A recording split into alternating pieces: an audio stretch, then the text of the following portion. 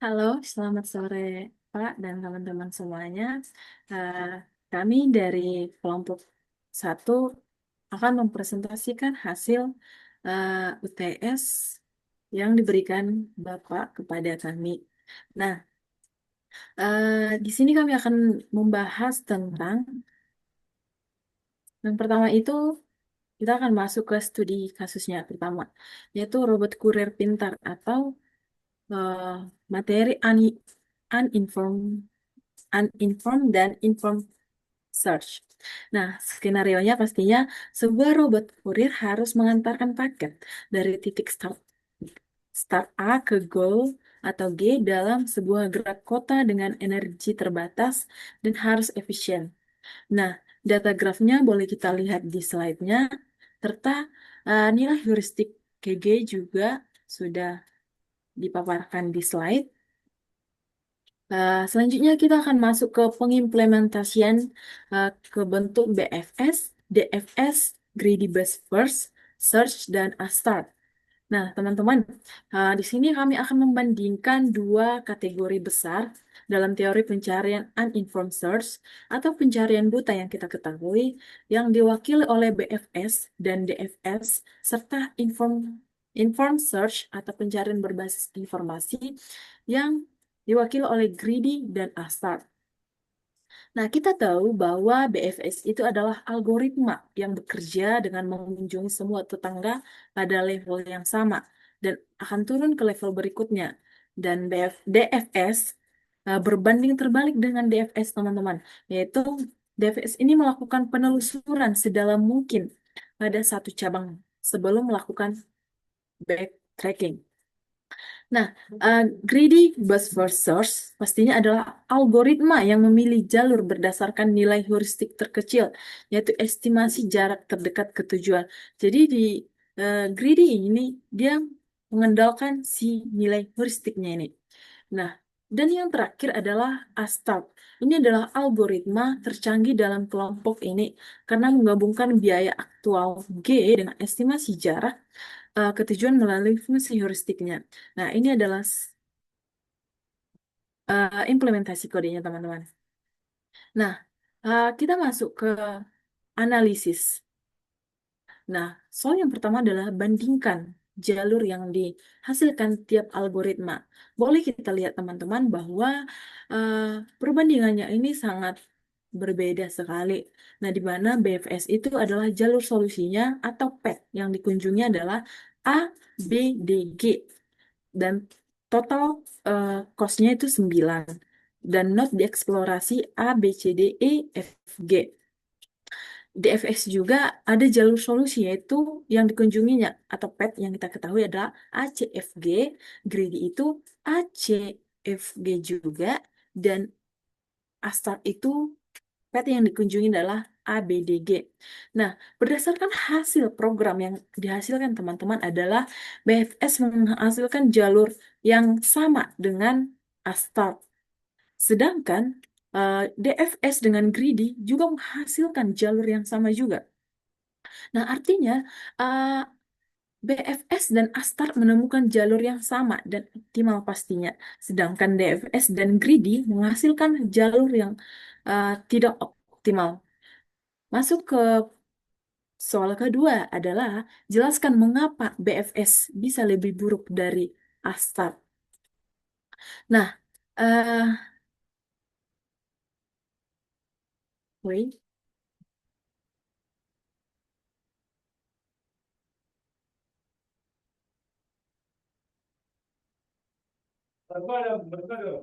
Nah, mengapa BFS lebih buruk dari Astar adalah eh, BFS ini berhasil menemukan solusi optimal dengan kos minimal 9, teman-teman, dalam proses pencarian tidak efisien.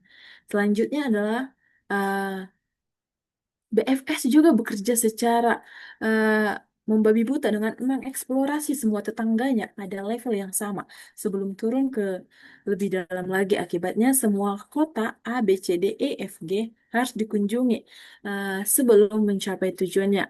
Nah, terus selanjutnya adalah pemborosan energi.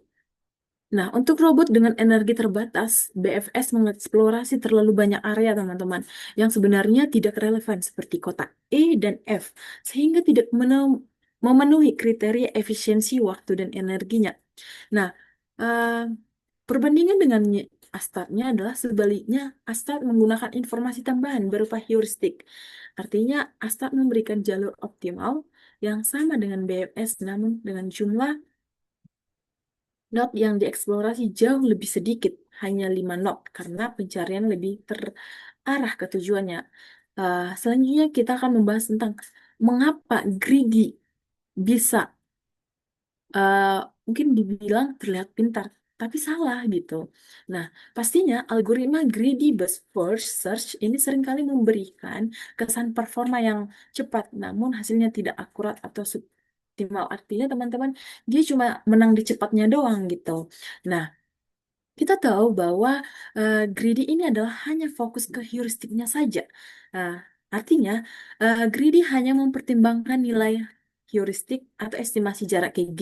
Di awal, greedy melihat bahwa HC sama dengan 5 itu eh, lebih kecil daripada H ke B sama dengan 6 sehingga ia langsung memilih jalur AC. Dia cuma cepatnya langsung yaudah eh, menemukan jalur tercepat, tidak mau melihat mana yang lebih optimal gitu. Nah, pastinya ada kesalahannya. Greedy mengabaikan biaya aktualnya yang sudah ditempuh. Jalur CFG terlihat sangat dekat di peta. Namun, kenyataannya eh, Greedy ini memiliki bobot jalan yang lebih besar menghasilkan total cost 10, bahkan lebih mahal dibandingkan rute lewat B. Nah, yang terakhir boleh di ke bawahnya hasil outputnya, teman. Nah, kita boleh lihat di slide-nya hasil output dari proses implementasi dari kode tersebut. Nah, berdasarkan hasil yang diperoleh, teman-teman, boleh kita lihat bahwa uh, algoritmanya itu BFS, DFS, Greedy, dan Astra itu. Cost-nya ini berbeda-beda. Yaitu di BFS cost-nya 9, DFS itu ada 10, Greedy 10, dan Astar 9. Dan node dieksplorasi bagian BFS itu A, B, C, D, E, F, G. Terus DFS-nya A, C, F, G. Greedy-nya A, C, F, G juga. Dan Astar itu A, B, C, D, G. Nah, berdasarkan hasil outputnya yang diperoleh, teman-teman, eh, kita lihat perbandingan total cost dan jumlah node yang dieksplorasi dari setiap algoritma. Algoritma BFS dan Astar sama-sama menghasilkan cost optimal 9. Namun, BFS mengeksplorasi seluruh node-nya, sedangkan Astar hanya mengeksplorasi sebagian node-nya ya. Sementara itu, DFS dan Greedy menghasilkan cost yang lebih tinggi, yaitu 10. Kan tetapi node yang dieksplorasinya lebih sedikit. Hal ini menunjukkan bahwa tidak semua algoritma yang cepat dalam eksplorasi dapat menghasilkan solusi yang optimal, seperti Greedy. Selanjutnya akan dibahas oleh teman kita.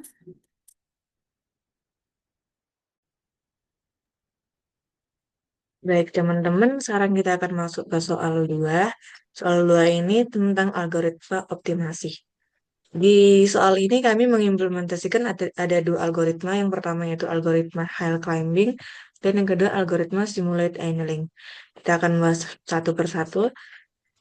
Di baris yang pertama, kita akan mendefinisikan fungsi yang akan kita cari. Inilah definisi fungsi fitness sesuai dengan soal, yaitu div fx return x pangkat 2 tambah 6 x tambah 5. Ini adalah papan skor di mana nanti algoritma akan mencari nilai dari fungsi tersebut. Nah, sekarang kita masuk ke implementation atau pendefinisian hill climbing. Bayangkan, hill climbing ini algoritma seperti ini. Kita berada di kaki gunung dalam keadaan berkabut. Jadi, kita bisa merasakan tanah di sekitar kaki kita.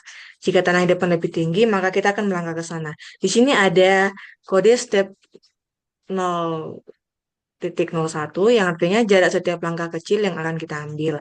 Kemudian ada if f current x plus tip yang artinya mengecek apakah melangkah ke kanan akan membuat posisi lebih tinggi atau posisi menjadi lebih rendah. Kemudian ada elif, f current x min step, itu artinya mengecek apakah melangkah ke kanan akan membuat posisi lebih rendah ke kiri, lebih tinggi atau lebih rendah. Di sini ada break. Break ini artinya jika kanan dan kiri sudah lebih rendah, itu artinya kita sudah berada di puncak dan berhenti. Sekarang di pendefinisian atau pengimplementasian algoritma simulate annealing.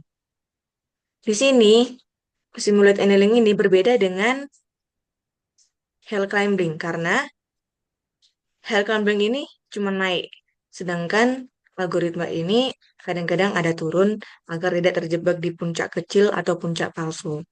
Nah, di sini kita akan jelaskan kodenya satu persatu. T sama dengan 100.0 yaitu biasa disebut dengan temperat, yang artinya awalnya suhu tinggi, yang artinya algoritma sangat berani menjelajah kemana saja. Kemudian ada schooling rate sama dengan 0,95, yaitu suhu akan perlahan dingin akan perlahan dingin. Jadi algoritma semakin tidak berani turun dan fokus mendaki. Sekarang kita ke random uniform. Uniform itu artinya memilih langkah secara acak, tidak hanya langkah kecil di sebelah. Kemudian ada Mat X delta T, yaitu rumus probabilitas. Meskipun jalannya menurun, tetapi tetap ada peluang kecil, algoritma tetap mau lewat di sana untuk mengeksplorasi. Nah, ini adalah bagian outputnya atau bagian print. Namanya. Ini hasil eksperimen, di mana di sini kita ada 3 titik awal random secara acak kita pilih. Nanti ini akan dieksplorasi satu-satu. High climbing mengeksplorasi duluan, baru simulate annealing mengeksplorasi duluan. Ini hasilnya. Dan ini grafiknya.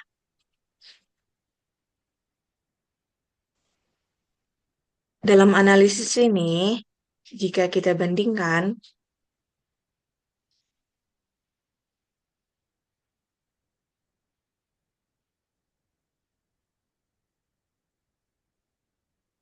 kita membandingkan kedua algoritma ini untuk melihat nilai X mana yang terbaik dan nilai fungsi yang dihasilkan mana yang terbaik. Berdasarkan hasil analisis, nilai maksimum dari fungsi tersebut menjadi sekitar X sama dengan 3, dengan nilai fungsi sekitar 14. Kedua algoritma ini biasanya akan menemukan nilai yang mendekati titik tersebut.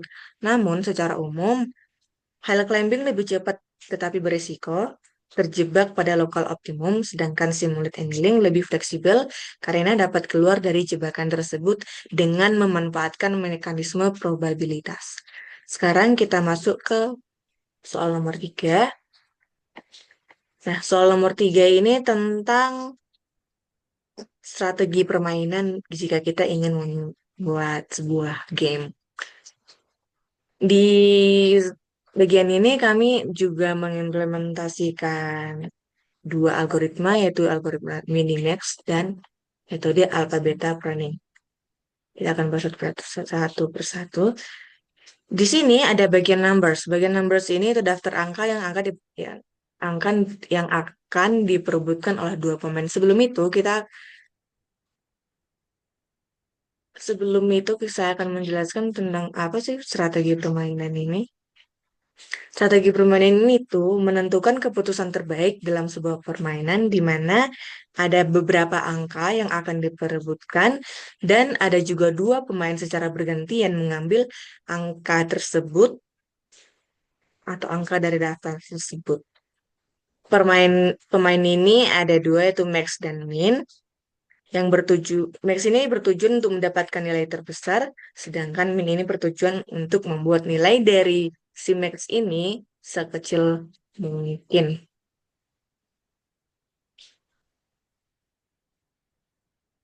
Nah, di sini ada bagian satunya atau bagian persiapan kita boleh katakan. Di sini ada notes minimax. yang artinya penghitung berapa banyak kemungkinan langkah yang dipikirkan oleh komputer. Sekarang kita masuk ke pengimplementasian Minimax. Di pengimplementasian Minimax ada def Minimax sama dalam kurung nums, left, right, dan is underscore max. Yang artinya fungsi ini mensimulasikan dua pemain. Max ingin skor setinggi, sedangkan Min ingin menghalangi Max membuat skor tinggi. Terus ada if left sama dengan right, yang artinya jika angka tinggal satu, maka permainan berakhir. Kemudian ada if is underscore max, artinya jika giliran pemain max, dia akan membandingkan mana sih yang lebih untung, apakah mengambil angka kiri atau mengambil angka di bagian kanan. Kemudian di sini ada not minimax plus min satu, yang artinya setiap kali komputer membayangkan satu kemungkinan langkah, angka ini akan bertambah. Sekarang kita akan masuk ke implementasi alpha beta planning. Logikanya, alpha beta planning ini, jika komputer sudah tahu bahwa sebuah jalur langkah akan memberikan hasil yang buruk, maka komputer itu tidak akan membuang waktu untuk mengecek detail jalur tersebut lebih jauh lagi. Di sini ada nodes minimax, min, not, alpha, beta. Yang artinya kode ini menghitung berapa banyak waktu atau berapa banyak langkah yang berhasil dihemat. Jadi hasilnya ini menunjukkan alpha beta planning lebih cepat atau notnya lebih sedikit tapi memberikan hasil skor yang sama akuratnya. Jadi ini eksekusi dari kita memainkan gamenya. Dan ini hasil yang didapatkan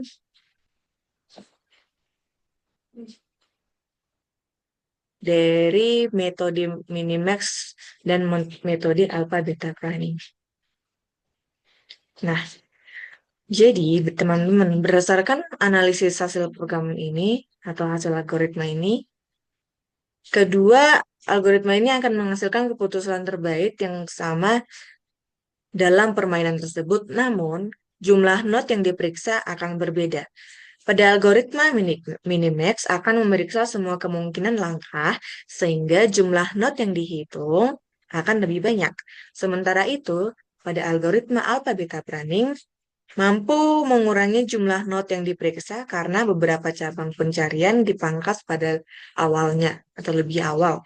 Hal ini membuat Alpha Beta Planning lebih efisien dalam mencari solusi tanpa mengubah hasil keputusan akhir dari permainan.